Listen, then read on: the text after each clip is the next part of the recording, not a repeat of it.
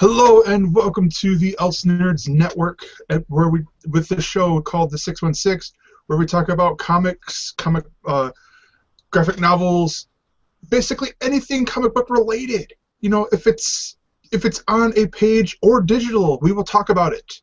Um, I'm even the vinyls, even little vinyl dudes. We'll talk about those as well if it's interesting enough. I am Gregor Sprague, joined as always by Corey Scott. Corey, how you doing? I'm fine. What are vinyl dudes? Oh, you want the random?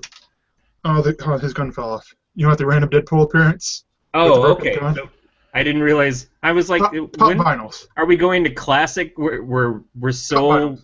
hipster that we read our comic books on vinyl.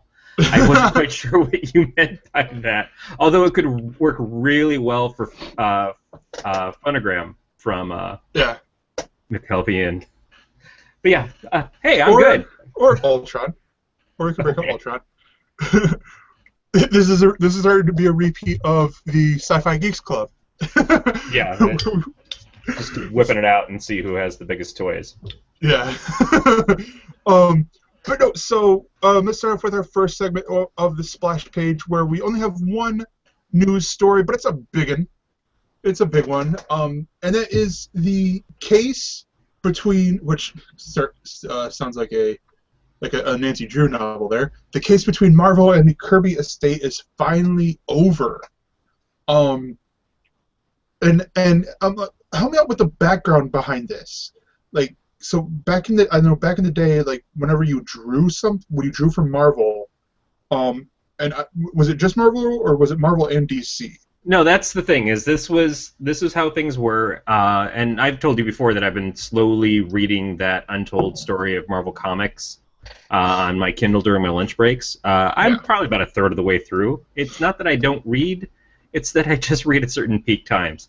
Um, but back in the day, it was very rare for a comic company, especially one of the major companies, to let the artists retain their work, retain their pages, retain their copyrights, all that kind of stuff. When you were work for hire, everything that you did belonged to the company, be it Marvel or DC, or when they were Timely or Atlas, or any of these other companies that kind of have gotten folded into them over the years. Uh, but Kirby was essentially one of the very first creators for most of the creations that you would find at Marvel Comics, and a lot of creations at DC Comics from later on.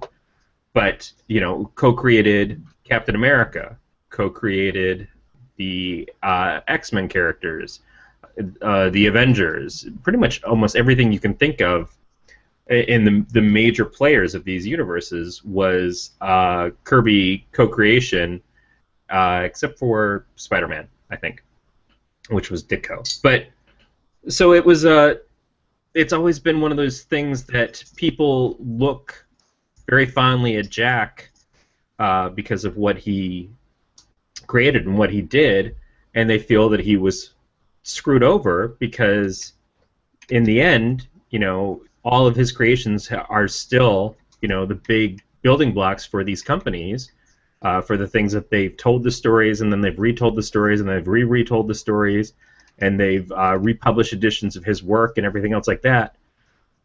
But he didn't make it rich like, say, Stan Lee did. Mm-hmm. And he's not.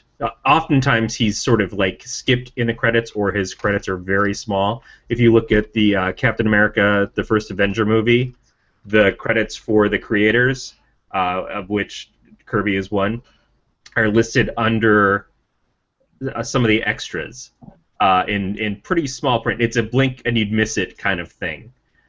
So it's unfortunately Kirby passed away I think over a decade ago.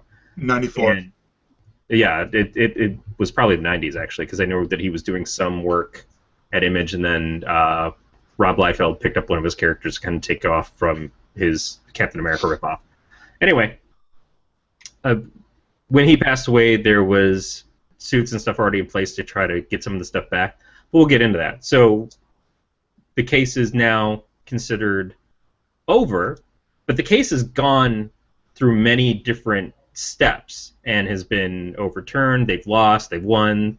It kept going back and forth and back and forth. So what this really means is that they've reached a settlement.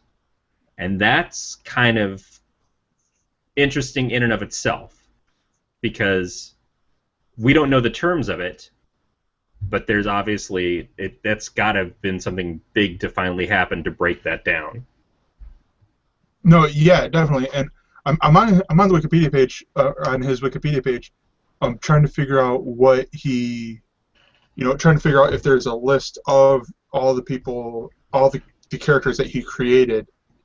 That joke of like it would be easier for him to tell you the things he didn't create, that kind of thing. And that in his case, it's really true. No, yeah, definitely. Because right now in here, it's like notable works. It's Captain America, Fantastic Four, Fourth World, Hulk, Commandy, Manhunter, Newsboy, Legion, Thor, Young Romance, X-Men. I mean, it's an incredible career to have. In the comic book, in the comics industry, in the comic book industry. Yeah, I mean, people talk about Simon and Schuster and their creation of Superman and how they got really nothing for it. In fact, one of them went on to work at Marvel and was sort of like hidden away in the back offices at Marvel, and people walk by him and go, that guy co-created Superman. And what a big weird thing that is for this person who co-created one of the most well-known characters of all time, and certainly one of the most profitable characters of all time, and for them to sort of live in obscurity and never really get the benefits from it, where there's all these Superman movies, Superman TV shows, T-shirts, lunchboxes, all this stuff existed, and they got nothing from it. But as I'm reading through a lot of this Untold History of Marvel book, a lot of that stuff was kind of negotiated by the companies so that even Marvel in this storyline didn't receive a lot of the stuff for the benefits of those things. For a long time, at least. They just were like, oh, well, we'll sell the rights off for $15,000 so that somebody can do merchandising for all of our characters as long as they want.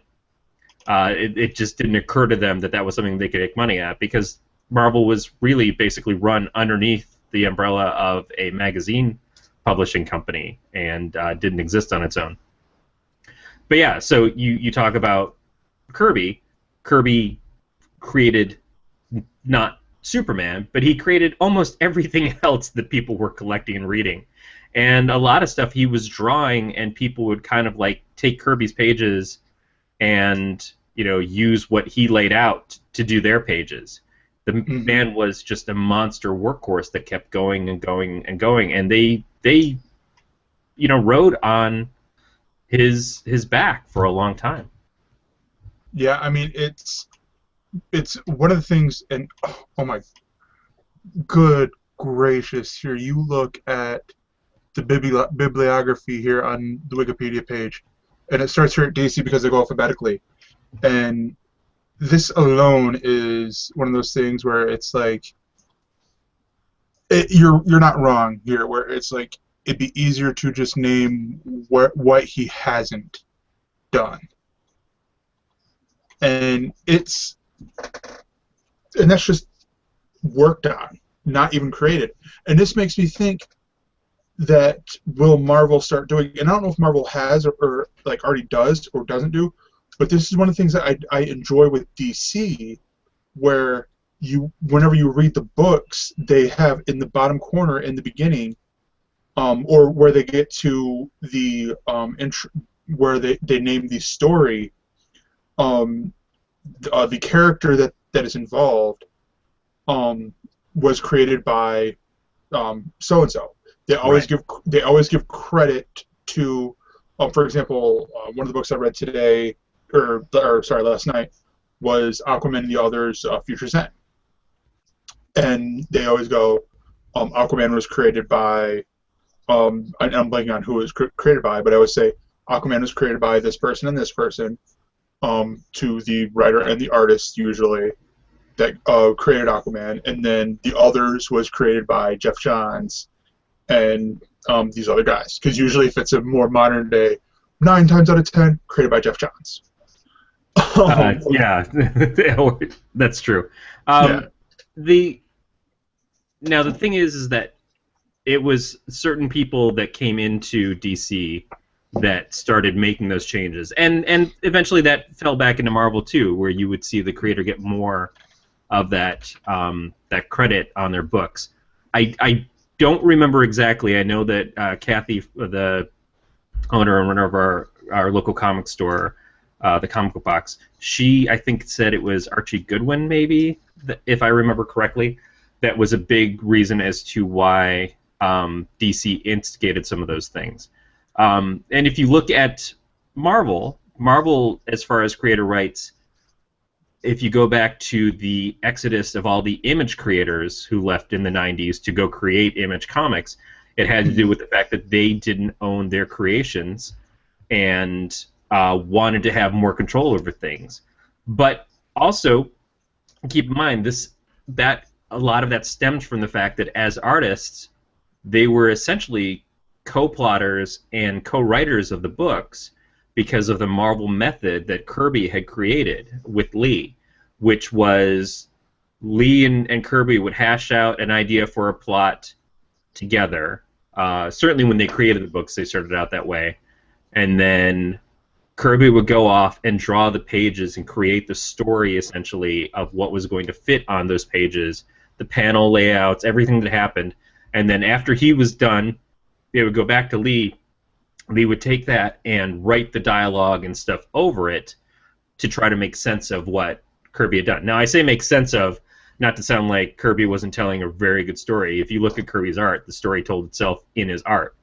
But at the end of the day, you know, if I write a full-page script and I hand it off to an artist, there's a standard method that most people have used and has become more popular now with scriptwriters from Hollywood and stuff, where we tell the whole story in the script and the artist is just drawing the panels as we tell them to draw it. If you read Alan Moore's or Neil Gaiman's scripts for their Vertigo work and stuff, you can see how in-depth those scripts are and how they tell them every detail. Alan Moore's scripts for Watchmen, for instance, incredibly detailed. It doesn't mean that that Gibson doing the artwork for Watchmen was Gibson. Didn't mean that he didn't bring something to it. It was just that Moore was very specific as to what he wanted. Marvel was very loose, very artist-driven, and so it really seemed unfair that the writers got so much credit for creating these stories when it really was falling to people like Jack Kirby and some of the other people who worked there. They were doing a big share of it, and, you know, I've mentioned before, for me to write a comic, although I struggle with it, it's pretty easy compared to, say, someone like Levi that I work with who then has to draw the comic.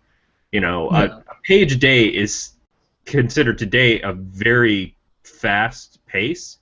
Kirby was drawing multiple pages a day, you know, and doing finishes and everything and making those things stand out to be the artwork that we still look at today and pore over. And, like, how did this guy come up with this? He was full of big ideas. He created big universes and big mythologies, all while doing all of this work and handing it off to other people to get more credit from and eventually get more paychecks from. So that's why, as a whole, when it comes to people in the comics industry, we look at Kirby as, like, the hero.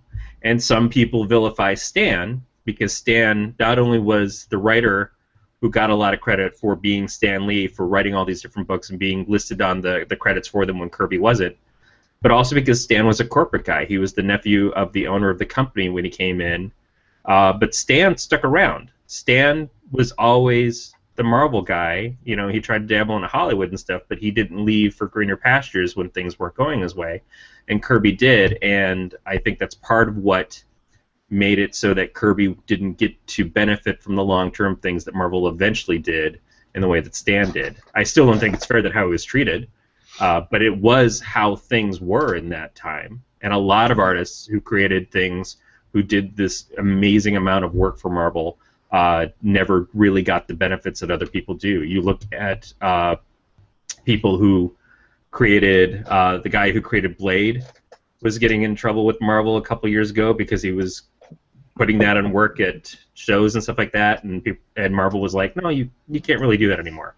Even if you are co-creator on this, you don't get to to do that because it's a Marvel-owned property. There was all that backing for the co-creator of Rocket Raccoon, who we know is definitely having some health issues and stuff, and people were trying to make sure that he got some benefits from the fact that this giant movie came out, and one of his creations is a big part of that. So I think the industry wants to protect and honor these people more now, and a lot of that is because of the loss of Kirby and what we feel like people like him went through. No, yeah, definitely, and I mean that's where where people love the comic book industry, and even from a small part with the movies, like whether it's the Marvel movies or the DC, the thought of the DC movies were like what they could be, or to even the Batman movies. Like I rearranged my room if you can't tell. And so where now you can see the Batman The Dark Knight Rises poster, to where it's like so now it's like in this whole dream of a Justice League or and with the DC stuff, and towards like, but people fail to realize, hey, they started from comics, and like, oh, that's kiddie stuff, but yet, no, it's not. It's for everyone. It's everyone's thing. Older people read them, younger people, little kids read them. Anyone can read them, and here. It sucks that we hear stories of how, the guy who created a beloved character in a movie, essentially, comes on, essentially, is sick and can't do anything about it. When here he has to draw Scooter Squirrel because he can't draw Rocket Raccoon because Rocket Raccoon is a trademark. Yeah. Hey, let's be fair though. Bill Mantlo, I think, is the creator that we're talking about. Yeah. They did bring a copy of the film for him to watch. He's been getting a lot of attention and stuff. People out of the goodness of their hearts have been trying to send him some help, some compensation, a little bit here and there. But he's getting treated in some ways better than some other people have. Yeah. So I just want to be fair to like the people who are doing good, who are making some steps towards that everything. I don't want to just turn this into a bitch fest to the corporations. But the corporations, we know they exist. They are there to make money. They are there to retain rights. They do what they can to protect themselves over the people who work for them. Think about all the unsung heroes of a Pixar or a Disney or any of the other number of people who have worked on properties that we've probably loved over time that didn't get a piece of the pie, that weren't suddenly world-renowned and celebrated for it and everything. And this is just how it works. Now, what's more interesting in some ways is the fact that at some point the rights to these characters would have reverted back. The rights to these characters would have gone to the public domain as well. And a lot of that has to do with the copyright law changes that have taken place over time because of Marvel Comics and because of DC Comics and because of Disney. They actually call the trademark law the Disney law or the Mickey Mouse law because of the fact that it's been extended over and over and over again to keep them in control of properties, some of which are properties that they didn't even really own or shouldn't have had. We can talk about Gaiman's Angela, but so that's the thing too, is that it's not just that Kirby created these things and they never, he didn't benefit from them. It's that some people thought they were going to get the rights to their stuff back, and then the companies said, oh, well, if we print backup copies of this, or if we do reprints of this old book, then we get to retain the rights for another so many years. And then this realization of like, oh, they're really just out to screw me. They are just trying to hold on to the stuff that I created so that I never get paid for it again and I never get control of it again. But this is why it was so important to fight for creators' rights, and why it was really disappointing, to Beatmaster's point, as he's trying to goad me a little bit, why when the guys from Image went and started their own company, some people like Todd McFarlane went and created a company where they did the same thing that Marvel was doing. They said they wanted to have their own rights, they wanted to have more control and everything, and they got that control, but then they started doing some of the same tactics, where they would hire on people, but they would essentially make them work for hire and then not compensate them fully, or create toys based off of the creations that they made and T-shirts and things like that, and then not pay them for it, which was a pretty famous lawsuit between McFarlane and Neil Gaiman, which is why you suddenly see Angela showing up in the pages of Marvel Comics as a Marvel Comics character. Yeah, it's one of those things where, I mean, it is interesting, because you see, you do see this thing of, yeah, I'll do things differently. Holy crap, I'm getting all this money, sort of deal. Not saying that that's what happened with Todd McFarlane at all, or or whoever. But I think a $3 million baseball will tell you otherwise, that the money was kind of important. yeah, I mean, but here, I mean, I can't say, because I wasn't in the boardrooms, I wasn't in any of these meetings. No. So, and that's something too, is that you look at, we as fans see this as one way, and we see this with the heroism and the admiration that we have for the creators that we love, based almost more on their work than even who they are. Yep. I don't really know anything about Jack as a person. I know what's been told to me. I know what other people have said. I know the reverence that people have as fans, and I know as just a person who loves the comics and stuff that I get to read, that it all owes something to Jack, and to Stan as well, that I want to put him on this pedestal too. But in the reality, we don't know a lot about this lawsuit that's gone on for decades. A lot of it led not even by his family at this point, but by the lawyer that was in place in the first place, who was apparently not really a great guy. Sometimes it seems like he's done things specifically that screwed the family over, just to keep trying to get more money and to try to get more out of it. Because even though they might be getting some payout, a lot of it's going to him too. And how is that a good thing? Wait, now hold on. You're telling me there's a lawyer who's not a great guy? You mean he's playing up to a stereotype? Well, I don't want to shock you, but I would put him more on the Thanos side than on the Guardian side. It's just spoilers. We want things to be a certain way because we have been instilled with this sense of right and wrong. A lot of it based off of the comics and stuff, the stories that we've read.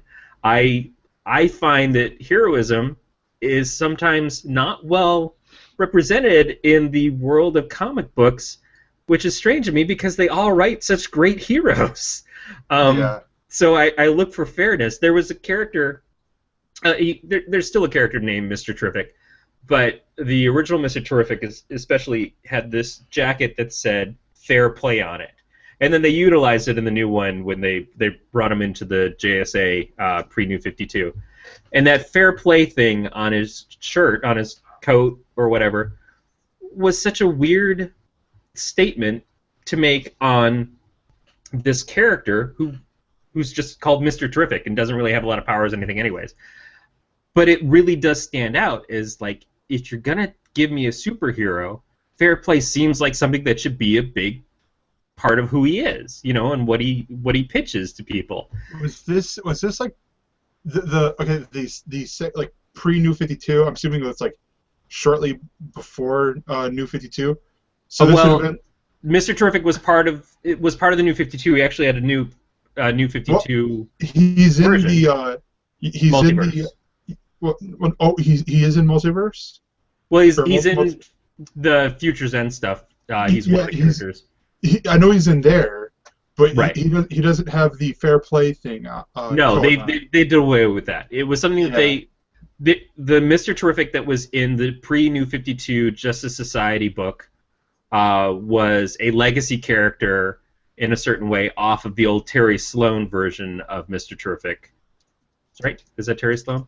That was from back before Crisis on Infinite Earths. There was a crossover between Justice League and Justice Society where that character was actually killed off in a murder mystery thing in that book. I'm going way back here.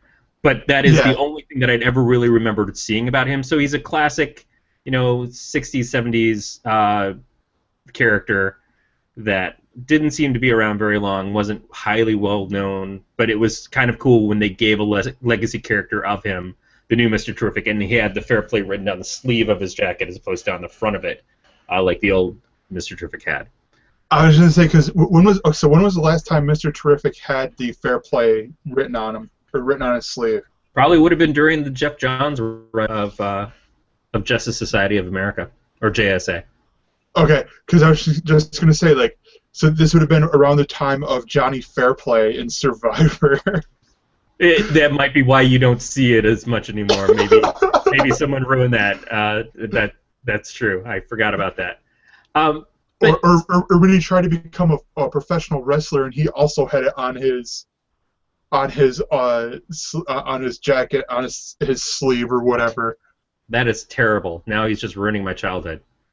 But you get what I'm saying is that unfortunately we are not necessarily a society, but we are in a nation of people who are lawsuit happy, who really and the whole structure of our system here is made up of things where there are laws that are made strictly to make other people more powerful or to keep power to the ones who already have it, that kind of thing. We can get on a real rant on that. But when we interviewed Wendy the last show, and Wendy Martin, kappacomic.com, and when we interviewed Wendy, I was talking to her about, what if she went to a company, if they got an interest to publish Kappa in print or do collections or whatever. And while I think that that's something great that could be a big benefit, it's also one of those things that's really scary because as an individual creator, when you are suddenly given this presentation of like, hey, we want to sign your comic, we want to hire you, these kind of things and stuff like that, a lot of people freeze up on the law aspect of it. They don't think about that because you're just someone who wants to make a comic. You're just someone who's trying to create art and make a story and that kind of thing. You're excited when people come to your site, and you're excited when people want to buy your merchandise, and that's all great. But then somebody puts a contract in front of you, and you're like, well, this is you got to make some compromises when you get signed to something, and then you wind up giving it all away. There are a lot of companies that for quite a while, when the internet started getting stronger, was they were just IP farms, and they would say, oh, we're gonna publish your comic on our site, and we're gonna do this, and we're gonna do this. But in that contract, they would have the media rights. So if a movie got sold, they would have the ability to sell it, and they would keep all of those rights. You would lose control of your own creation over time. So it's a terrifying thing. You go to work for a company, and you're like, hey, I'm going to draw Nightwing, or I'm going to draw, I'm going to start in a smaller book, so I'm not going to draw one of the major characters. I'm going to do a backup story in, one of the Superman anthologies, and I'm going to create this new character that hangs out with Crypto, the super dog, that's not Streaky, but some other kind of like super animal character. And then you realize at the end of the day, oh, this character I just created now belongs to DC. I get nothing for it. And if this thing takes off and gets their own cartoon series or something like that, I don't really benefit from it. And that's the thing that we allow ourselves to do because we think that these companies are more important to our success than what we do ourselves.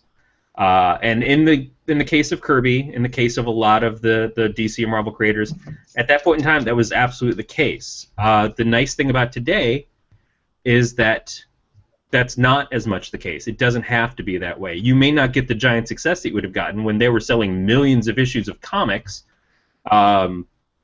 and they were the biggest thing anywhere, that was a different story as to what your level of success was. But if you can make something that you love every day, and you build your fan base, and you get those people who just will support you enough, then you can be much more successful if you do get to the point where, hey, someone wants to make a movie of this, and it's probably not going to be Miramax, or it's not going to be Warner Brothers. It's going to be some smaller company, but they're excited to do it, and they want to follow what I believe these characters are and follow my vision for them.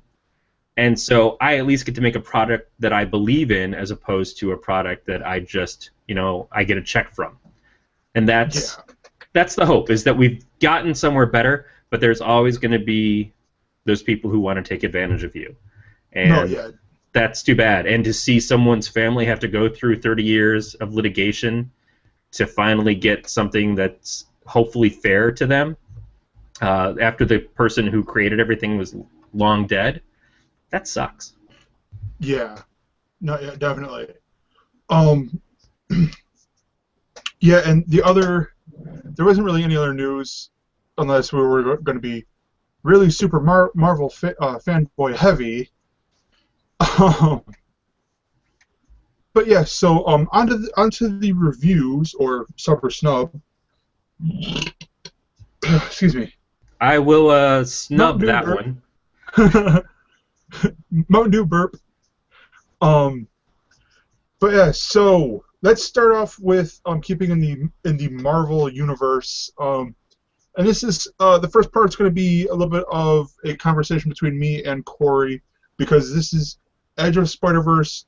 This is Edge of Spider-Verse number 2, which Corey is going to hold up there. Corey will speak. Just modeling it for you. It's very pretty. Which, yes, and it's written by Jason Latour and the art by Robbie Rodriguez. And then the other part, which I will, on a more quicker sum up, is Edge of Spider-Verse number 3 with art, which is written and the art is done by Dustin Weaver. There is a pun there. I think I avoid it. And to sum up, I'm going to actually sum up the first, I think it's the first page. There's a double page in there, if I'm not mistaken, that is sort of the origin of Gwen Stacy as Spider-Woman. I think she's called Spider-Woman, correct? Yes, Spider-Woman as opposed to Spider-Girl.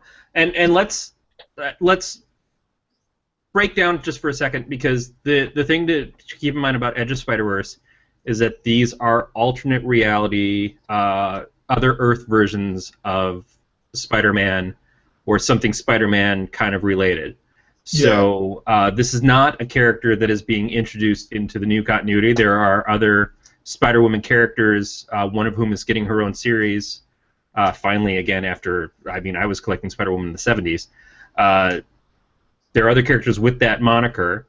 Mm-hmm. This is also a character that is currently dead in the regular Spider-Man universe, so I don't think that we're going to suddenly get Gwen Stacy popping up, especially a teenage Gwen Stacy popping up in the regular Marvel universe.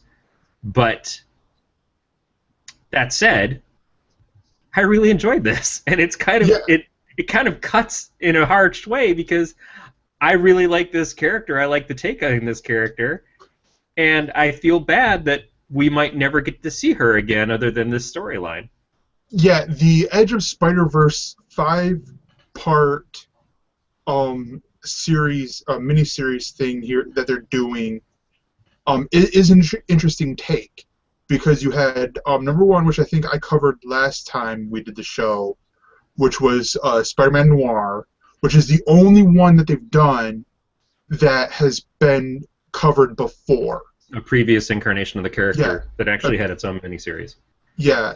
And is the only one that I believe is Peter Parker.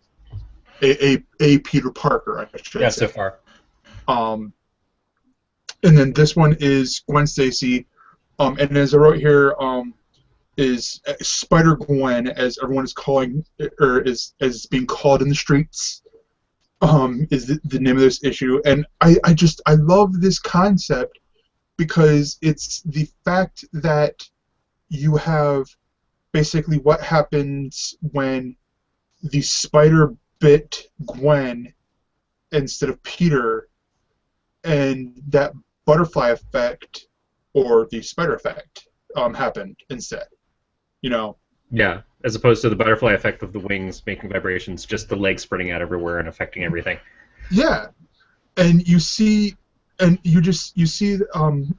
how, but with the only exception of Gwen and MJ are still friends, or they're actually better friends because I think when they were friends before in the 616 universe, that was sort of the end of Gwen Stacy's life. Spoiler alert! Gwen was dating Peter, MJ was dating Harry, and again, from the benefit of reading this behind the Marvel scenes or whatever, the people who were doing the books felt that Gwen was really bland, and that MJ was a much more interesting character for Peter to be with. And they were like, why the hell do we have this girl dating his best friend? Let's get rid of her. Yeah. So, but Gwen has become more beloved as a character that has died, and different incarnations. The Gwen Stacy of the Ultimate Universe, who also at some point, spoilers again, dies tragically, was a really great character. Wait, so was Mary Jane. She did. She came back somehow. You'd have to go back and read that part because that was a harsh moment. It was really bad. But to be fair, he was emulating something that had happened before. It was done a completely different way, but it was just as harsh. Good job, Bendis. So, but MJ is more compelling in that book than I think she's ever been in the regular 616 universe. Peter Parker to me is more compelling in that book than the 616 universe, and Miles Morales, who doesn't exist in the 616, is really good in that book. So, all things aside, Bendis did a really good job with Ultimate Spider-Man, I guess is what I'm saying. Yeah. This version, first of all, they call MJ M.E.M., and the band's name is the Mary Janes. So I'm not even sure if it's that exact character. But what they've done really well with this is they turned the Parker luck into the same kind of thing with Gwen. You know, she goes through tragedy. She learns the thing of with great power comes great responsibility. She gets the ire of J. Jonah Jameson for a completely different reason, which is actually kind of neat. It's kind of a smart take on it, which is because Peter Parker in this is gone, and J. Jonah Jameson is using that as the catalyst to hate Spider-Woman.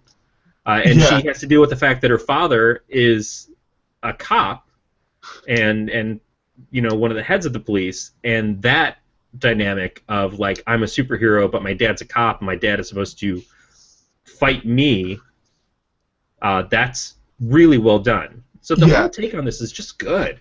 It's one of these things here that with and Corey, I don't know if you could find it, but the double page where they show her backstory, that I think it is a double page.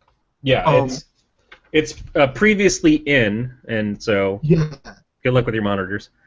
So they show in about 6 or 7 panels the history of the character, the very loose origin. It's brilliant because you get all this stuff. Peter, who's jealous of Spider-Woman, tries to do his science. He's still that science nerdy kid. Tries to make himself become a superhero, thus becoming the Lizard. And much like the Lizard in the 616 universe, can't control himself. Villain. The first, and becoming Spider-Woman's first, I think her first casualty of this war against supervillains, the first death, and thus the first, thus J. Jonah Jameson tirade, and all this stuff, and it's just, oh my gosh, it's so brilliant. This, and again, I'm saying this before reading the other two, with 4, which looks really classic. like the old timey, like 30s style with the cover, and then the Gerard Way, which I'm just a big Gerard Way fan. But this I would love to see like a limited series, if not an ongoing series of Spider-Woman. And that's the problem, is that Yeah. this book has been since the premiere of the costume, much like the new Batgirl costume over at DC. Boy, I want a crossover between those two right now.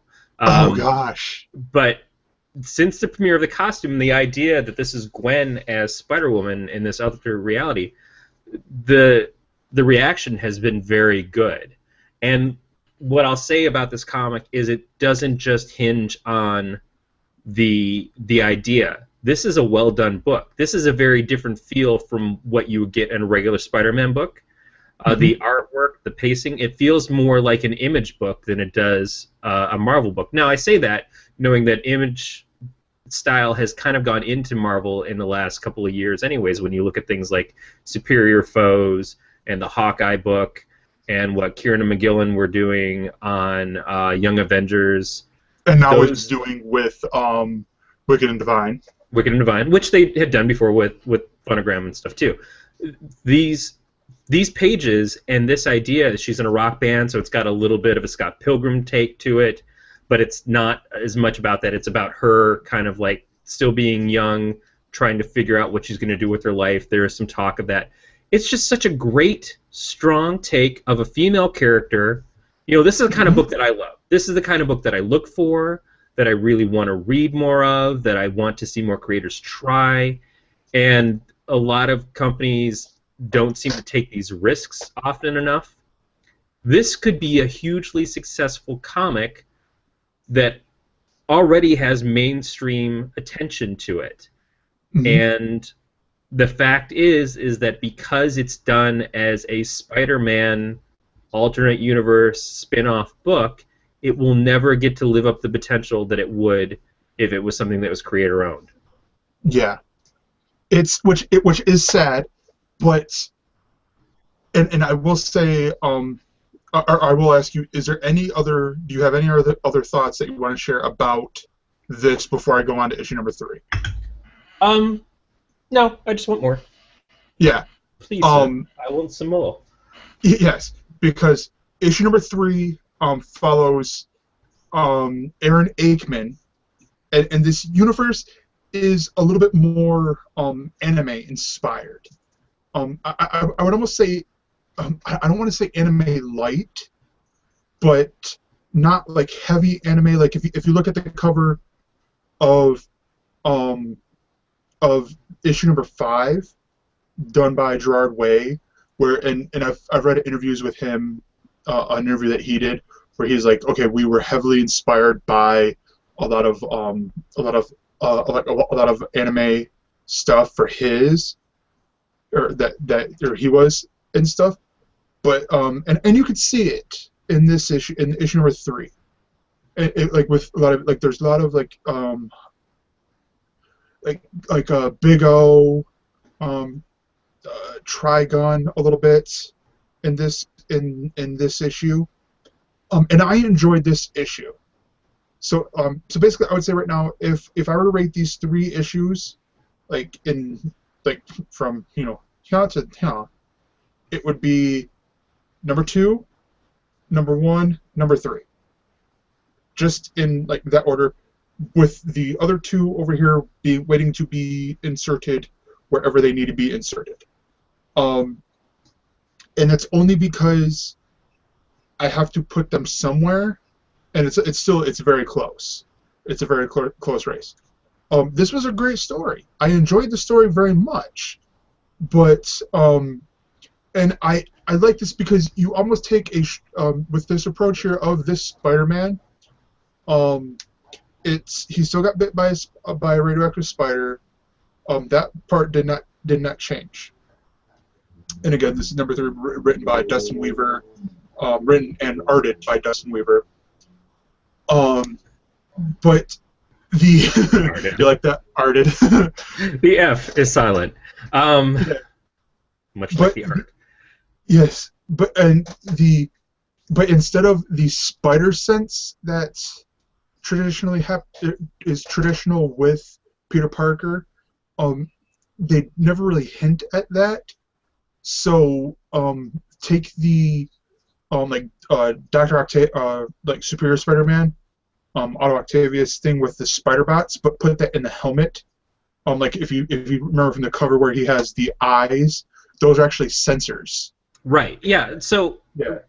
the thing with Peter Parker was when he got the spider powers, he created web shooters, which is one of those things that it's cool in the origin of the character, but as you go over time, it makes little to no sense because it's the only thing he ever really created. You know, he did some minor things with like spider trackers and stuff like that over time, but it's like, wow, this genius guy made these awesome web shooters and this web fluid that just turns out to be webbing, and it's like, that's fantastic. Wow, this guy's gonna go places.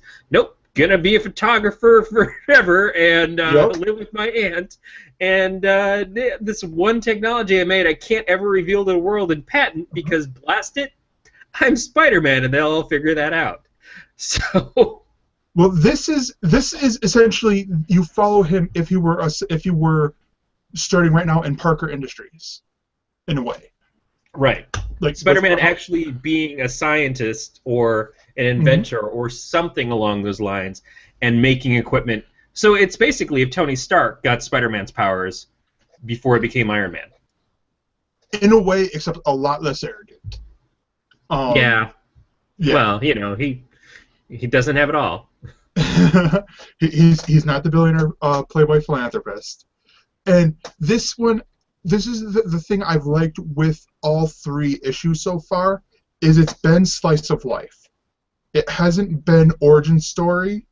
Like, you did have the 2-page thing in issue number 2, where it's been previously in, which is great because it does feel like you know, sort of like in DC's Multiversity, where someone crossed into our plane and went into Marvel Comics and just went, here you go, and dropped off their version of Spider-Man. Yeah, there's something that writing I've read a couple of places, which is basically you start writing your story, and then when you go back and edit, you cut the first chapter or so off. Because people aren't interested in the beginning; they want to see when the story starts actually happening. You can explain away those beginnings in little things here and there if you're doing the storytelling right, and that also goes with what Marvel has seemingly announced, where they're not going to tell origin stories with their movies anymore, or at least that's not what they're going to only be about. Where you're going to be coming in and these people have already been established, and you'll find out who they are, and this previously in is a perfect way of doing that. On 2 pages, we found out all we needed to know about this character in little one-panel clips. My mind literally filled in the other 3 issues of the comic book. You know exactly what happened, and you also know that you want to read more. Yeah. Which is perfect. It's like, oh, I really wish I could read those issues, but you don't have to have read them, and they wouldn't have been as interesting if we hadn't gotten to where we are with this issue. The other thing about this issue, at least, and I don't know how the other 2 went, was that there's no supervillains in it. You know, other than the reference to what happened before, she's not fighting a Rhino, she's not fighting a Green Goblin. It's really a story about her, which I think, to me, is far more compelling. And way different than what you get in most mainstream superhero comics, especially when they first start out. So that is pretty compelling as a book. Yeah. Number 1 in number 1, there it was Mysterio. And then Moreland appears, and then of course as I think I mentioned at the end of that, Superior Spider-Man comes in and makes the save. And then that one, and I'm actually making this to make a point with it, because as if you're looking at in the show notes there, here, Corey, at number 2, Spider-Man UK comes in and says, she'll do just fine. Which is a little creepy because I think she's 16 years old. Yeah, that was a weird moment, especially because I don't know who Spider-Man UK is, so I was like, ugh. He's the British equivalent, which is creepy for us. It's a little sandpaper for us. YouTube controversy right now. Well, they drink warm beer over there, so all the rules are out. Well, yeah, but I guess it's legal in the UK, but it's not legal here for us. But with the third issue, it left us at a cliffhanger. It's literally like Moreland shows up, because like this one, it was slice of life. His girlfriend, quote unquote girlfriend, lady he had been crushing on, that he was helping her out with all this stuff, all the science stuff, who has a daughter that was like brain dead or whatever, and she was trying to revive her daughter using science. She like all this stuff was happening, and a little bit Doctor Who in a way.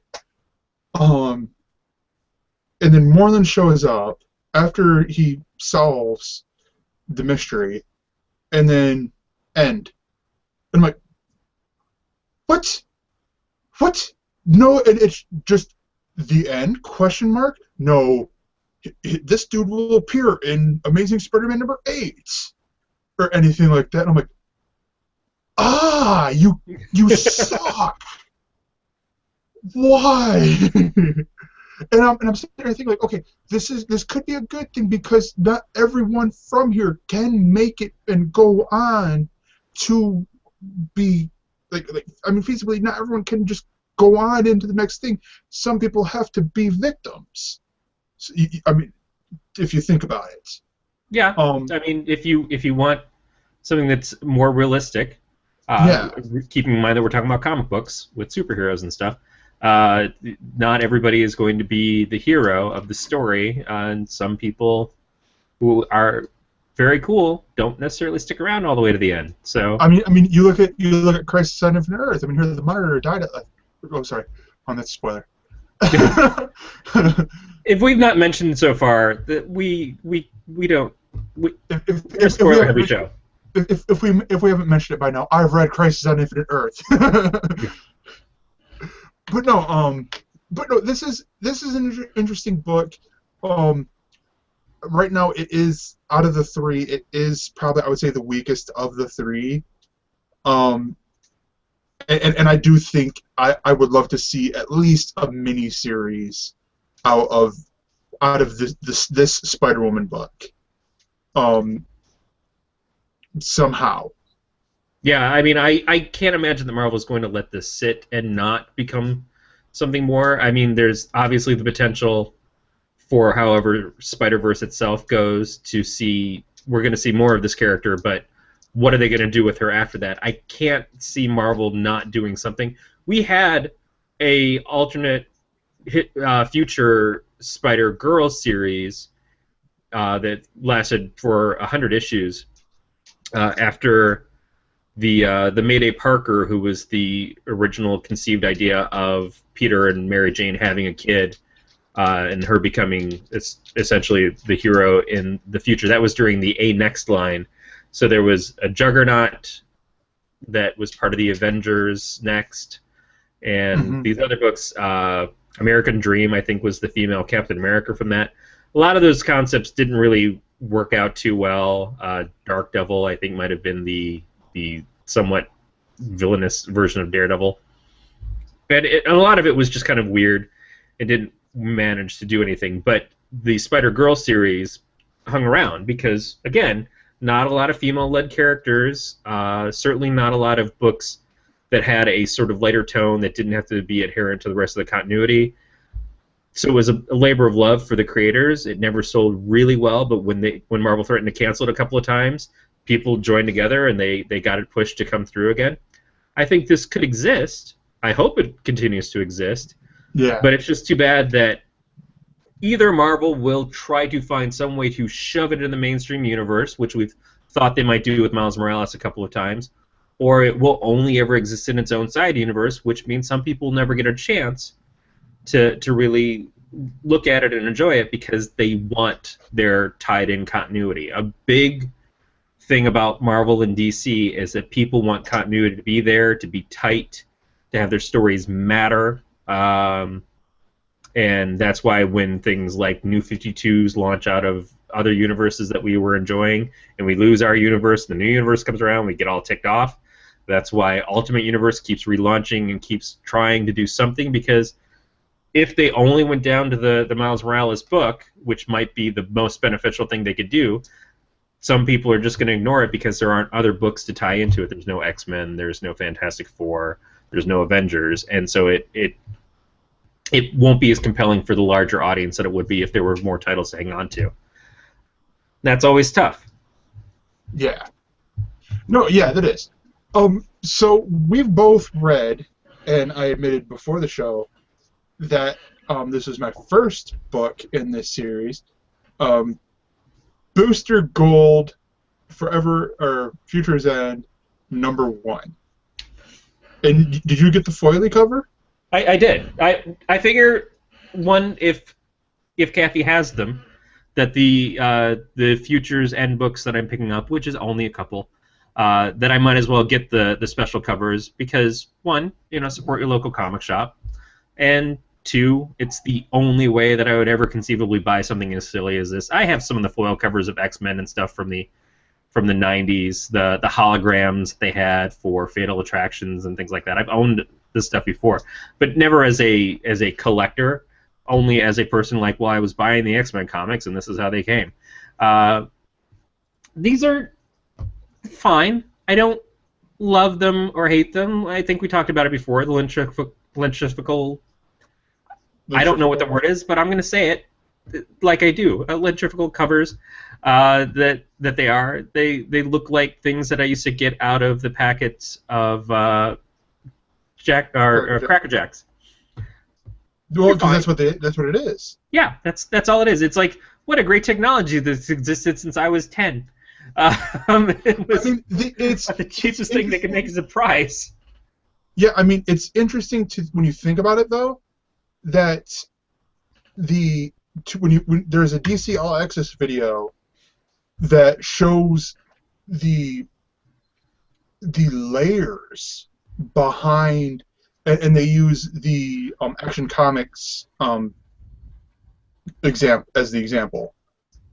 The number of layers that is behind it for both versions, and I'm like, holy crap balls.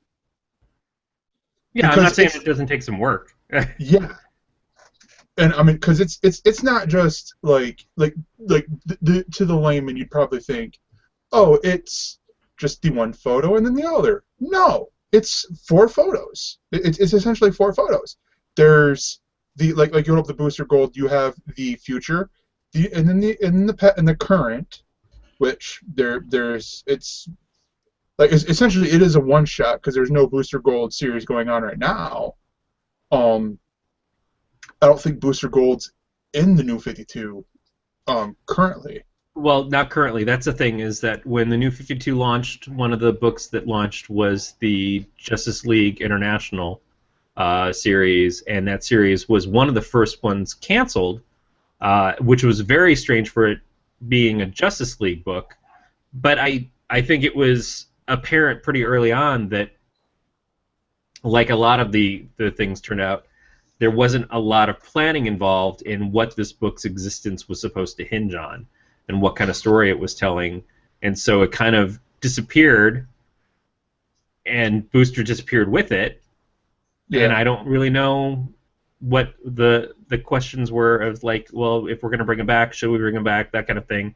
And I think it was always something in their pocket that if they needed an out for the New 52, Booster would be the one most likely to be a part of that. Obviously, Flash possibly as well, because Flashpoint is what led to its creation. But Booster being the sort of time cop, reality fixer that he's been, based off of his old series and stuff, it so made if they needed an end for it? If they were ever going to undo it, Booster would be a part of that. Well, honestly, okay. I think the biggest problem with this whole calling it New 52 is the fact that they've sort of pigeonholed themselves as saying, "Oh, every month we're going to do 52 issues of a sort of thing." I'm not even sure if that's the case anymore. I don't know if they are doing 52 books currently. I don't know either because I mean I'm reading a lot of them. But it's and I don't know if they are. I mean I've looking up stories. I was trying to look. I was on Blaster.com and I was trying to figure out for a second story with you. Because I'm like okay, and I saw Marvel and I'm like oh hey there's a whole bunch of Marvel news and I'm like okay let's try to find DC. Well, DC's in a weird spot right now too because we are in the midst of this Future's End book. We know that we're leading into we've got Multiversity happening, which is sort of its own thing right now, but we know that Superman Doom just ended and has some ties like this with some weird things with the reality changes.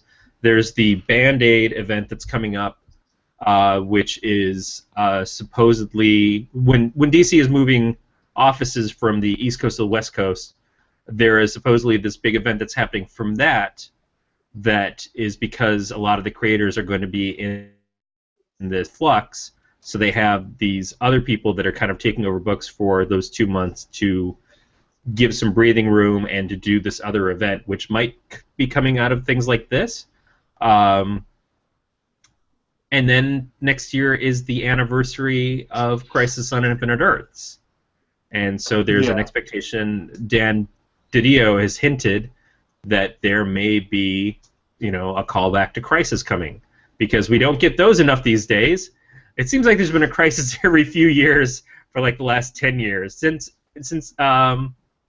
Identity Crisis, it seems like Crisis just became the big buzzword again. And I think it needs a break, but if it gives me classic versions of the characters that I enjoy more, I'm somewhat okay with it. I know that at the end of Superman Doomed, there was a shot of some very classic versions, like pre-Crisis versions of Teen Titans and of Justice Society, and it had Superman in his red trunks. So between that and the fact that the Booster Gold in this is essentially saying that he's not just going through time and seeing different versions of himself, he's going through different realities, or basically different versions of the Earth through the multiverse. It seems like things are in a very weird state when it comes to the New 52. Now, there are people who would argue that that's the way the New 52 is that all of these things that we have seen and want back exist in the New 52, and that's how it was meant to be. That sure isn't how they made it seem when they started out. They had their Earth 1, they had their Earth 2, or their New Earth and Earth 2. And then they definitely introduced an Earth 3 with the Forever Evil thing. But the whole multiverse aspect of it has been slowly seeping in, and a lot of it seems to have come from things like when they finished off the Legion of Superheroes book, just to kind of explain away, wow, this Legion of Superheroes book didn't do well at all. We sure don't want to make that be our primary example of what the Legion is in this new continuity, so we're going to have it be the Legion of Superheroes from a different Earth. So they're from Earth 2, not from Earth 1. That was kind of a cop-out feel. And now they've got Justice League 3000 happening in the future. Yes, that is very shiny. But this is what you're talking about with the that whole... is what I'm talking about. Superman Red Trunks! They have Justice League 3000 happening in apparently the future, but we don't know what future it is, if it's the current New 52 Earth or what.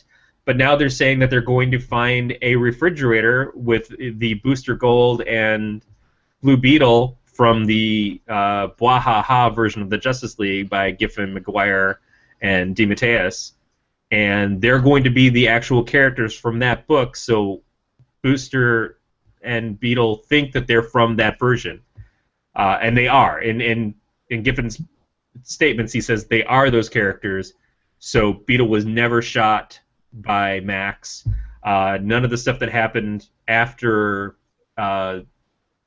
the formerly known as the Justice League books ever happened to them. They just Max pulled him aside, said, "Hey, I need to talk to you about something," and then they woke up in his fridge in Justice League 3000.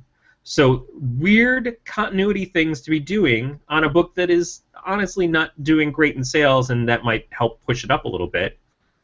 But overall, it's just a weird state for New 52 to be. And you're right, calling it New 52 at this point is really silly. We're 3 years in. You know, we just had our 3rd September event, and or 4th if you consider the launch of it. And having that still on the label is like if New Coke had been successful, if it was still called New Coke 10 years later, it would be like, no, at some point you just call it Coke. Then they created Coca-Cola Classic to bring back the old Coke, and they called it Coca-Cola Classic for way too long when New Coke went away. I mean, at the same time here, you look at... Oh, no, that's a bad example. Well, not a bad example, but you look at... I'm trying to find one where I'm right there. I'd be right there at the beginning. You look at Marvel. When Marvel launched, did the similar rebranding with Marvel Now, and with Marvel Now. Now it's just Marvel. Like right there, right underneath Marvel, you can barely see the Marvel logo because it's shiny. Right. It's just Marvel. They've dropped the Now, and this is the Inhumans, which I have not read yet. But we'll probably read right when we get done here, or right when I get done watching Saturday Night Live if we finish within time. Yeah. But well, some people felt that Marvel kept the Marvel Now moniker too long, but I think Marvel Now is almost closer to the new iPhone. Now we just got the new iPhones, and they are called the iPhone 6. But was it the new? I thought it was the bendy iPhone. Yeah, the bendy iPhone. And the new iPad. They just stopped calling the iPad like the iPad 4, the iPad 5, or whatever. They just called it the new iPad. Marvel Now, I think, is probably closer to that sort of idea, which is every once in a while they'll do something and they'll have it be Marvel Now again, or they'll come up with some other designation for it. But it's like Marvel's had their Young Guns program for a few years, or probably close to 10 years, which it seems like sometimes it matters and sometimes it doesn't, but these are the hot new creators that we're going to focus on right now. But then sometimes they wind up being the same people over and over again, or they're people who are there for their exclusive contracts to run out in a year and then they go away. Overall, it's only a matter of relevance as long as they want to keep emphasizing it. The New 52 has lost relevance, other than the people who are, maybe like me, a little bitter about the New 52 and don't want to keep reading it. When they drop the New 52 moniker, I think a lot of people will perk their heads up and go, oh, wait, is this not New 52 anymore? Can I check out these books now? It would almost behoove them to do it, because right now it's a signal to people, I don't want to read that. Whereas when it launched, it was a signal, oh, I want to check this out. This is a great jumping on point for me. I've always heard about DC, but this relaunch is something that I know I can get in on the ground floor with. Which it's where at the counterpoint here with Marvel, with it's still, you can still tell the difference between the before Marvel Now and after, because it still has that red banner at the bottom, and or white if it's a original sin tie-in, or like a tie-in book, like if it's with whatever color that they go with. Probably never go blue because it's more DC colors, but and all this stuff, to where that's probably what DC would have.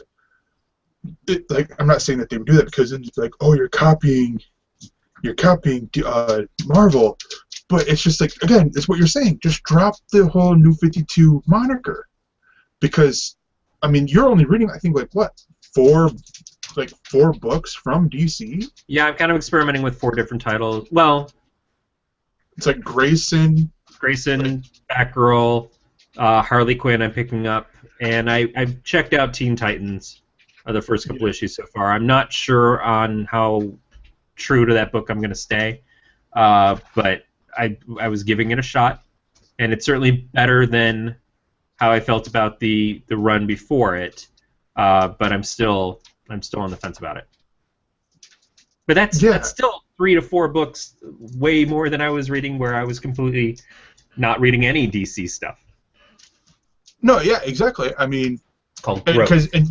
and you were just going off of what I would say, like oh yeah, this is good and this is good, and you're like, oh well, I'll check it out later.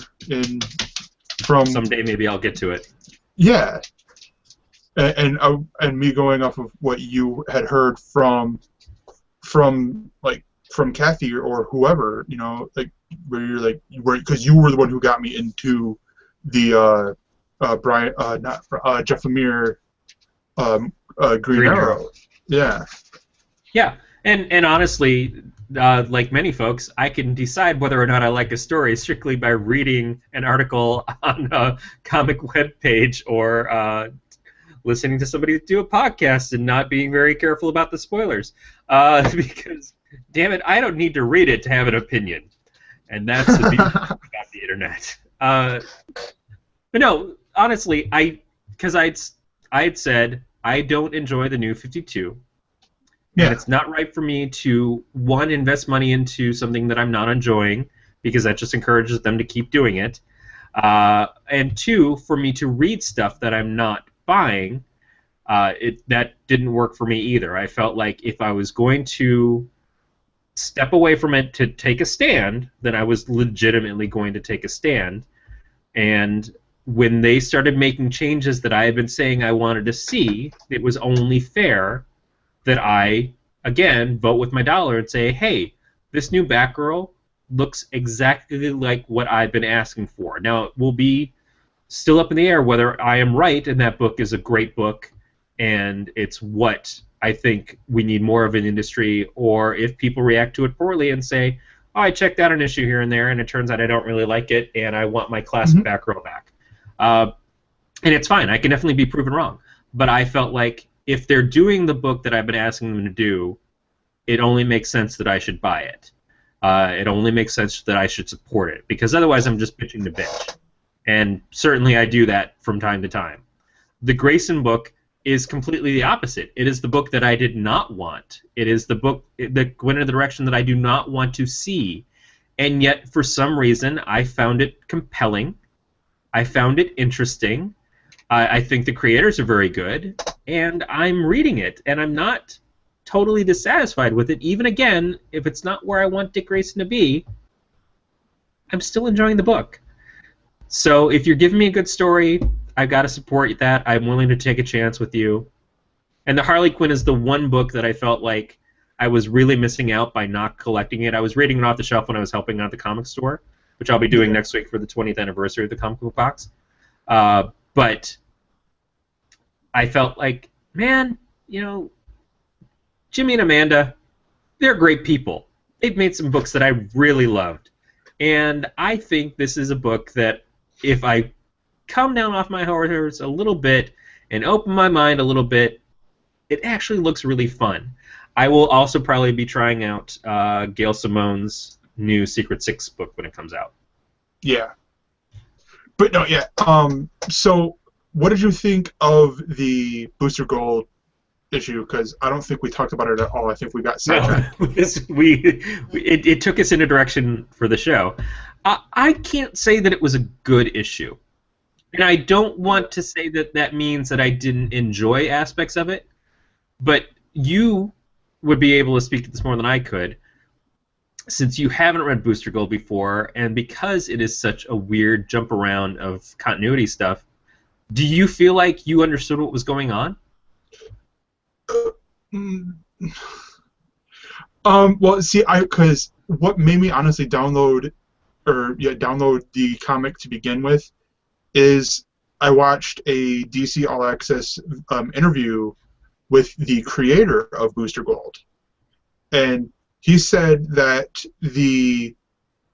basically they didn't put anyone on the cover that wasn't going to be featured in the comic, and because I think it's the Future cover that has the cats on there, right?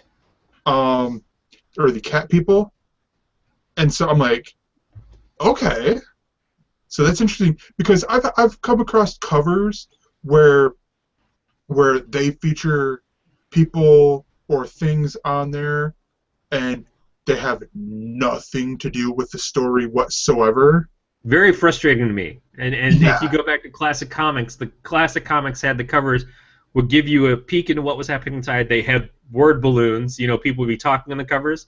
That is very rare these days. Now covers are almost done like ad copy or designs. Designers are painting them and stuff. They make really great posters. There's been a couple of Nightwing covers, one especially that I just loved from his old series that I wanted to have as a poster. But you're right. A lot of times they have nothing to do with what happens inside. We talked about the X-23 kissing Angel on the cover of, is it Uncanny X-Men or is it All New X-Men? All New. But when she was first getting introduced to the team, she was on a cover kissing Cyclops, and I'm like, all right, one, they're trying to either make her into a hoe bag, because great job, female characters, Marvel, or two, they just don't know what they're trying to do, and someone said, oh, we're going to hook her up with one of the X-Men. Oh, well, then I'll have her kiss Cyclops. That sounds interesting. Oh, wait, it's not Cyclops. She's kissing the other guy instead. We'll get to that in a couple of months. Yeah. No, yeah. And so I read Booster Gold, and I enjoyed the story.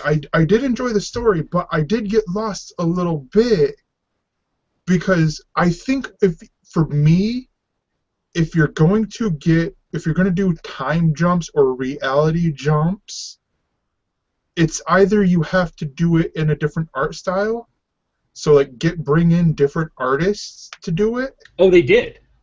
Did you not look at the listing of the artists? No, I did, but it almost seems like they were the same style to me. Yeah, they did. They weren't distinctive at all. Yeah. A lot of artists worked on this book, and I'm not saying that any of them are bad artists. But no, I'm not saying that at all either.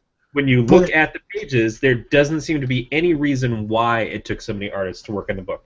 So either that's one of those things if the thing was running behind, and they couldn't finish stuff up, or maybe the expectation was to have them be a little bit more distinct, and they just didn't land that.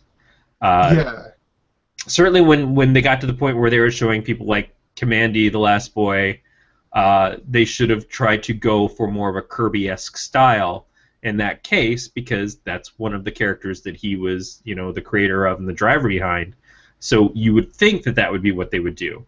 That's not what happened. It was just a lot of different artists drawing essentially a comic universally. Yeah, I mean, like with this, it almost would have paid to do the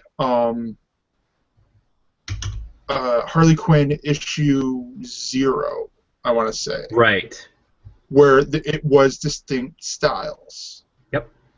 Like, sort of deal. Because then you get the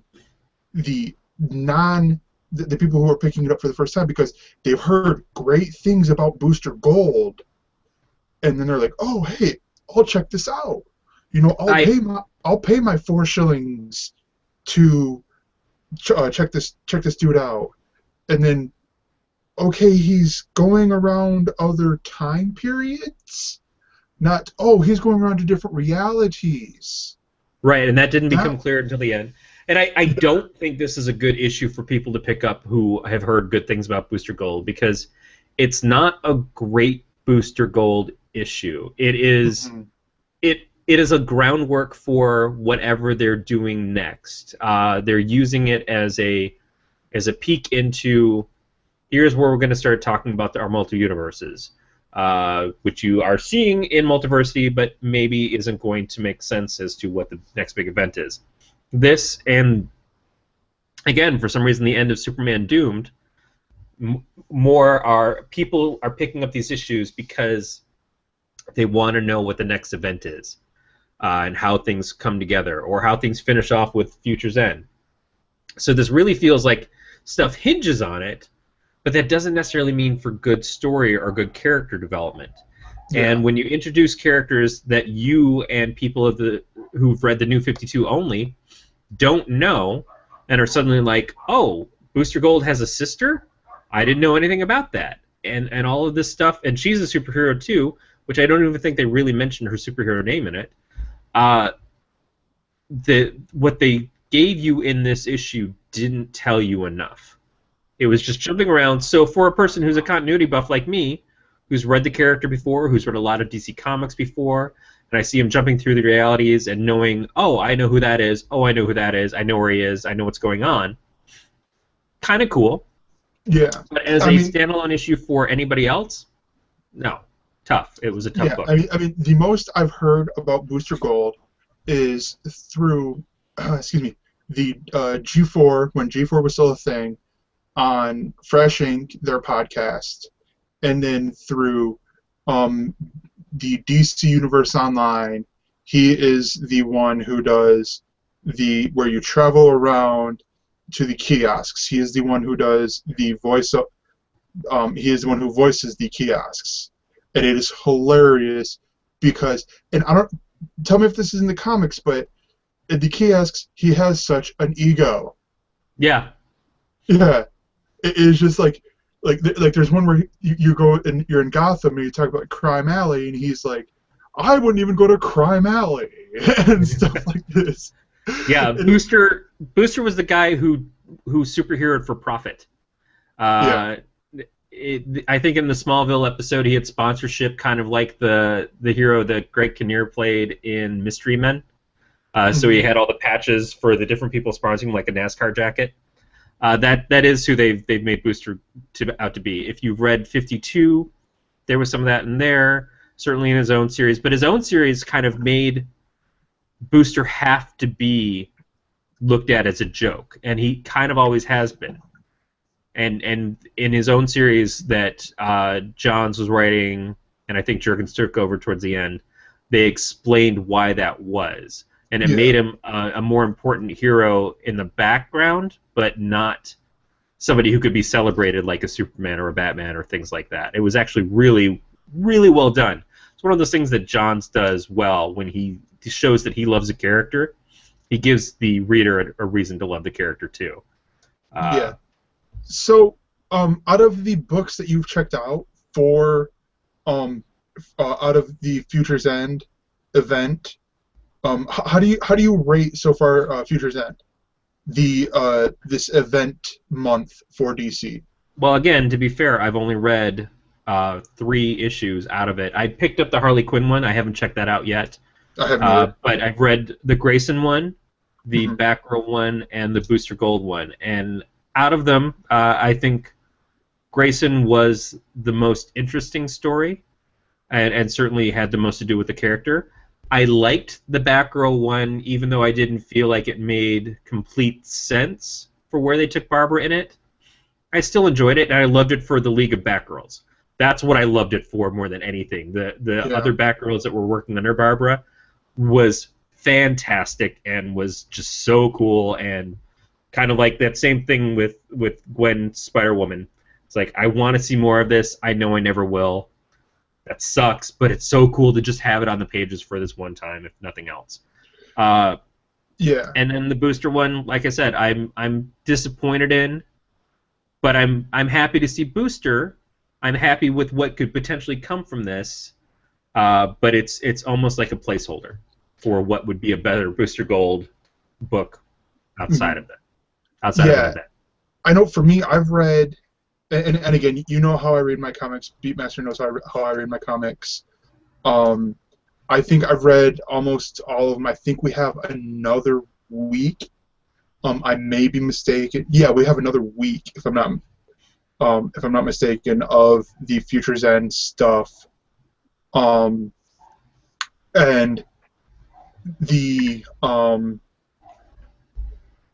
this one, I definitely think, is more of a success than last year's with the Forever Evil hullabaloo, but I think they were overly ambitious with it, with doing the with the Villains Month stuff.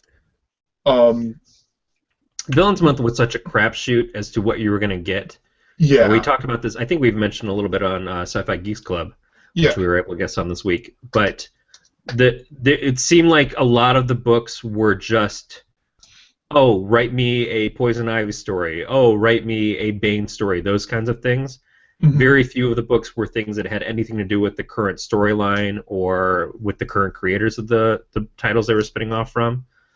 So while there were a couple Wonder Woman books, only one of them really had an impact from the Wonder Woman title that was happening at that time. This feels more like the people who were involved in the regular books were involved in these one-shots.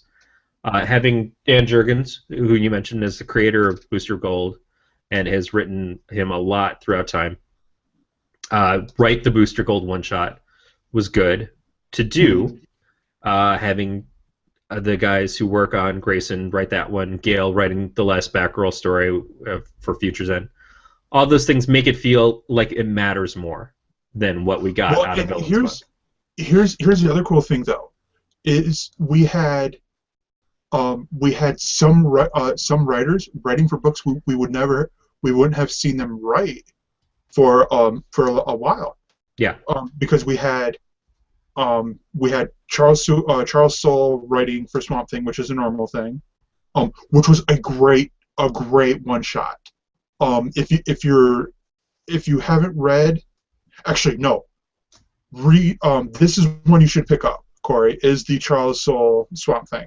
You don't have to pick up the holographic one, but pick up this one because it's read like a Once Upon a Time story. Oh, okay. Yeah, and it's really good. You have Jeff Lemire doing it's a 2-part with Justice League United and Justice League, as an epic with both them books. You have the Green Arrow story ties in directly with Future's End. There's so many of these stories that directly tie in with.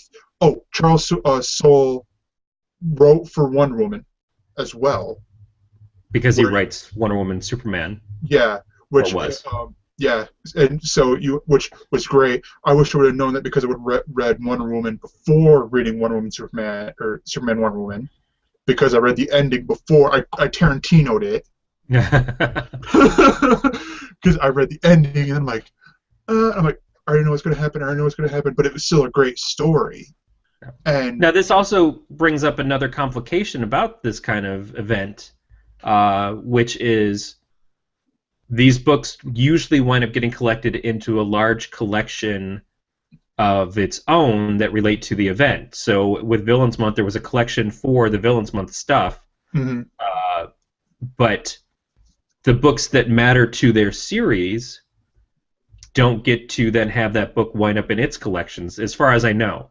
So, for instance, that First Son one-shot, which relates very much to the Azzarello Chang Wonder Woman run that they've done, isn't in that collection. There was some JLA stuff that had things to do with Forever Evil, as far as the Villains Month thing, and I don't believe that wound up in any kind of collection for Forever Evil. The storylines and stuff that happened in those books were kind of pulled out of that. And so if I want to, say for instance, I'm collecting Grayson, and if I wasn't getting these single issues, if I was just getting collections, I might never see this story for Grayson Future's End. I might never see in Gail Simone's Batgirl run in the collections for that, the final issue that she wrote at the Future's End version. Those things, while they don't necessarily matter to the story because of the fact they're in a possible future, there's still stories by those creators that kind of give you some insight into what the characters are doing and who they are. Which is sad. Which is sad and very disappointing. I do think, though, the Arrow story would probably end up getting thrown in at some point with the Future's End storyline, like in the trade somewhere in there, because it does end up. I forget where they said exactly. I think it's issue 18 is what they said it ties into. Basically, it's like they're like, oh hey, Oliver Queen's dead. And I'm like, wait, what? And it's Well, like, the Flash story. The yeah, Flash story, as I understand it, has a lot to do with what they've been doing with the future Flash and mm-hmm, the Wally West introduction. So, yeah, I mean, it really is important to the storyline that they've been establishing in this book as it is. yeah, So I hope that they're keeping that in mind when they do the collections. But that can be a real problem if you have a oh special yeah, event and what you're supposed to be doing as part of the special event. That's always been a challenge, though, because sometimes people, when they have special events and all the books tie into it and stuff, no, is do like, you okay, think does my it's Batman issue matter for Batman, or does my Batman issue matter for this Justice League crossover? no, do you think it's like do you think it's like like DC editors like going, oh well, like we can make milk more money out of it like doing an absolute edition, or do you think it's just people I like someone miscalculating? Well, no, I think it's that DC sees it as some people want the event books just as the event books. Like if I didn't want to go and chase down every single Villains End or Villains United or whatever it was, Villains and month. and every single Futures End book, but I just want to get the collection afterwards. People read all those things. Um, then they need to make that available to those people who are like, I'm not going to spend $4 or $3 or $4 versus $3 depending on what I can find, because who knows how hard the issues are to find. If it's a book that's not very popular and it sells out of its special issue really quick and I don't ever get the chance to read it, why Mm-hmm. can't I just buy a whole collection and get all the things there? But if it's I I read Swamp Thing, for instance, and I only want to read the Swamp Thing story, and I missed the chance to get it, do I have to go buy this collection of Future's End to get that story, or can I read it in my Swamp Thing collections? Where am I supposed to look for this? And maybe it's better if they double print it, if they do it in both places, but that's very expensive. And if you can get those issues singly, does it cut down on the sales of people who are just going to buy a Future's End collection? Yeah. So that's a very big challenge. That's an editorial thing that I find very interesting. But in the long run, people are just going to buy the stuff or pirate it, Oh yeah. Oh yeah. I mean digitally, and it's it won't matter. yeah. I mean Digital is it's such a great changeover for the chase of like, oh, I missed this issue. Oh, nobody has it. Oh, they're not reprinting it. What do I do? There's digital, that's buddy. yeah. That's where I mean I was. It was interesting to me looking like for when I was when you challenged me to read Crisis on Infinite Earths. I was surprised that there wasn't a like a collect just a like a buy it once collection on Comixology. It was the individual issues. Like and I'm like, really? Like I was surprised by that. Like it was you buy issue 1, you buy issue 2, you buy issue 3, all the way down to issue 12. Not like you go to Amazon, you buy for $8 or however much it is. You can buy the absolute edition, used or however you want to do it, or pay like I think $50 or however much it is for a new or newer copy. However you want to do it. But no, so here let's move on to segment 3 because we've put it off for what, a month now. Well, yes, but to be fair, when we were going to do it before, it was on something called Prefundia, and that was to get people revved up to look at the Kickstarter when the Kickstarter finally launched. So segment 3 this week is something we're calling Fund Your Fandom. One of the fun things about doing a show like this is trying to figure out what to call all your different little segments, and this was a tough one because I wanted to call it Kickstart My Art, based off a Motley Crue song off an album that I don't really like, or it's just one of those things. Would you fund that? I think was already taken by a much more popular network. Just saying. But Fund Your Fandom is basically a category for different projects that we might see once in a while that are popping up on your Kickstarters or your what are some of the other ones? Now I'm suddenly blanking on the other things that I've looked at for Indiegogo, Patreon. Indiegogo. Yep.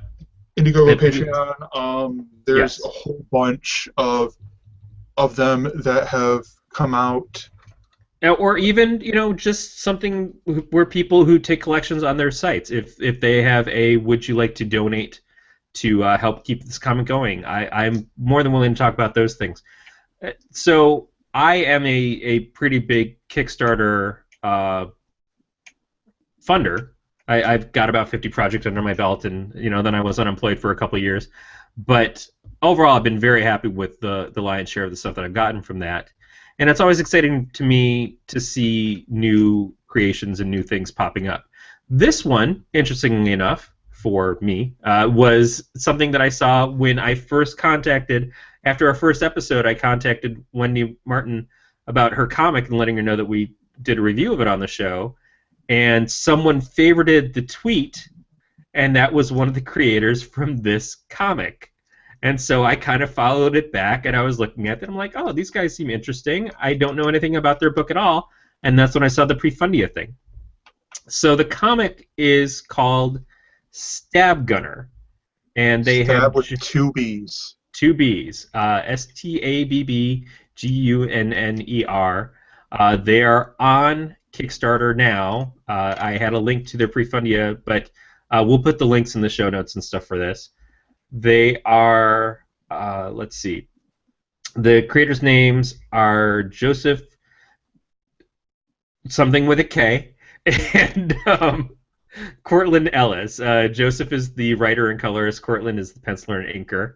You can follow them on Twitter at Stab Fisticuffs, and you can look at their Tumblr at stabgunner, STABBGUNNER.tumblr.com.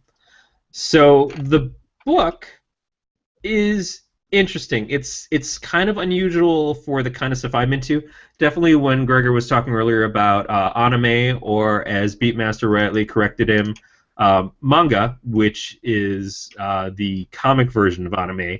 You got to get that stuff straight, Gregor. We are on the internet. People when I said anime, I gave examples of anime, of actual anime, not manga. It's the style. You're talking about the style.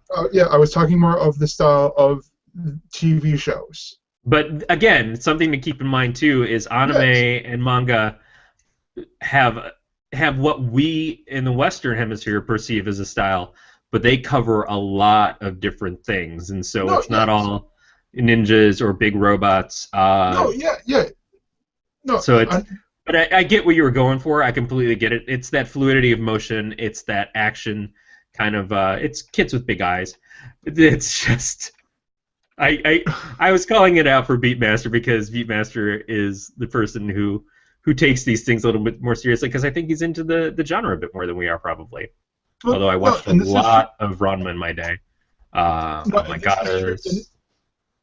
Yeah, and this is where here I'm gonna back up what I was saying. When I said anime, I did mean anime, not necessarily manga, because I can't go. Whenever I say stuff, I usually say what I mean. Because I'm not going to sit here and say manga when I've never read a manga book in my life. So what you're saying is you said what you meant and you meant what you said, or you exactly. Yeah. Yeah. All right.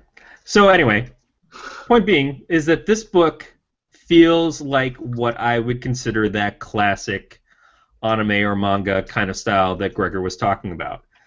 It's definitely ninja heavy. It's the big action fight scenes that kind of like sword slicing through people and everything. It also has a bit of a feel of like a Double Dragon video game, Streets of Rage kind of thing. It is, all that big street level action mixed in with the high tech super ninja kind of stuff.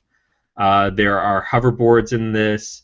It definitely also seems to clip some things from like a Naruto, some of the other classic anime stuff.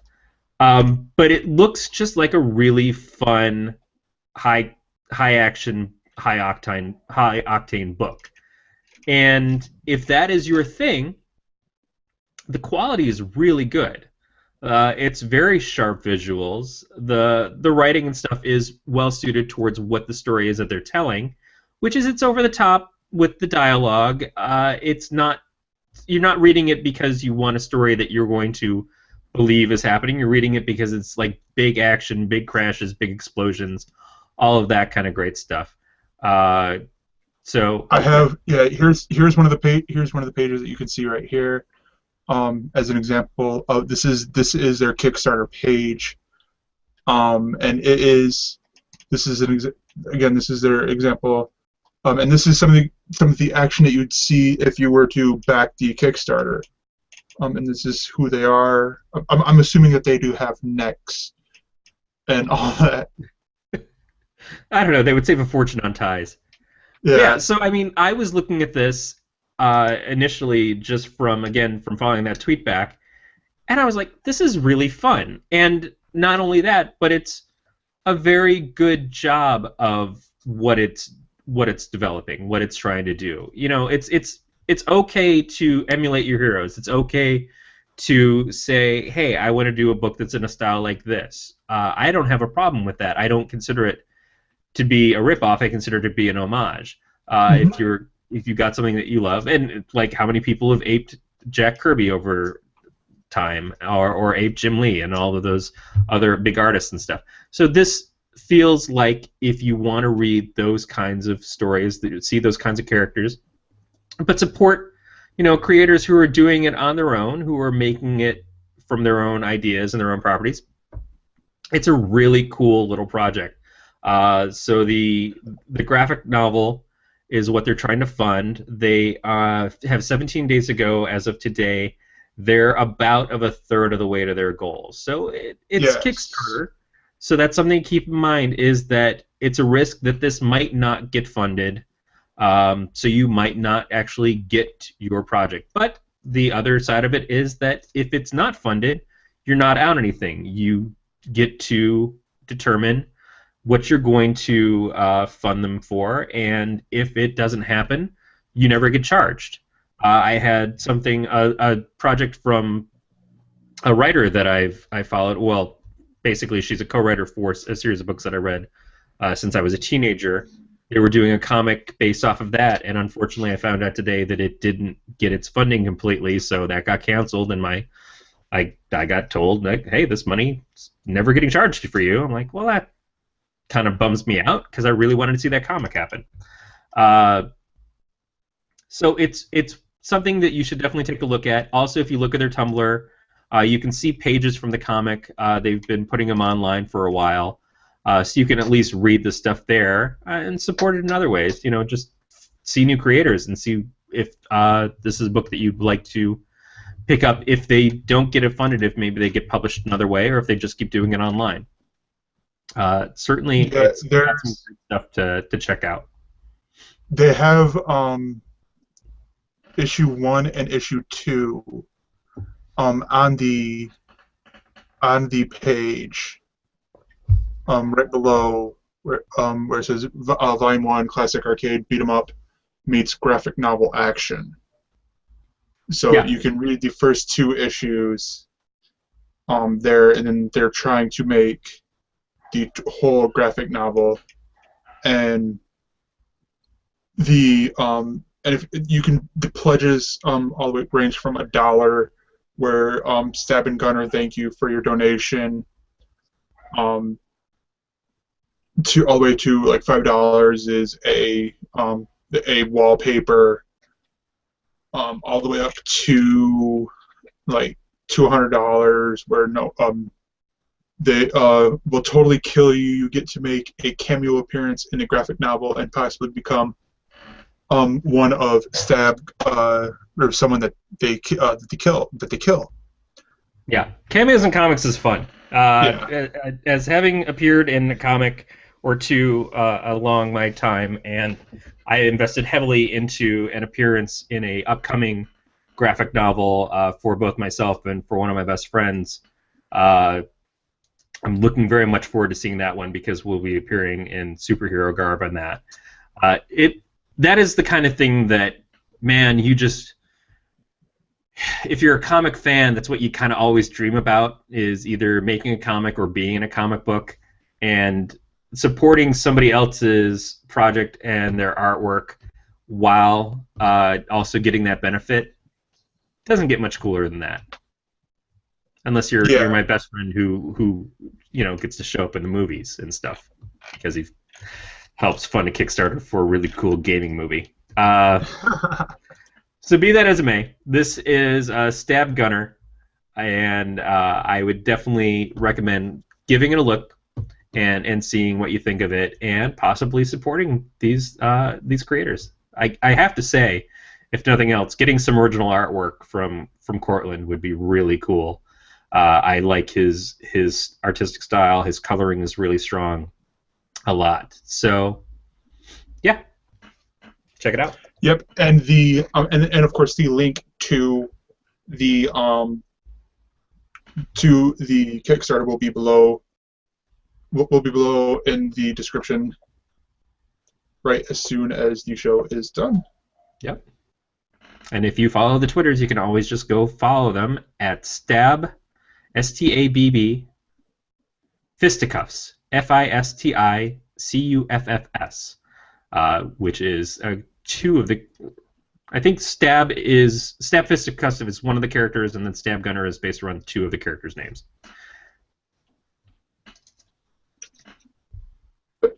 But that's absolutely something that I'm glad that we finally got to before we talked about it next time, and it would have like 3 days left to go. But no, yeah, definitely.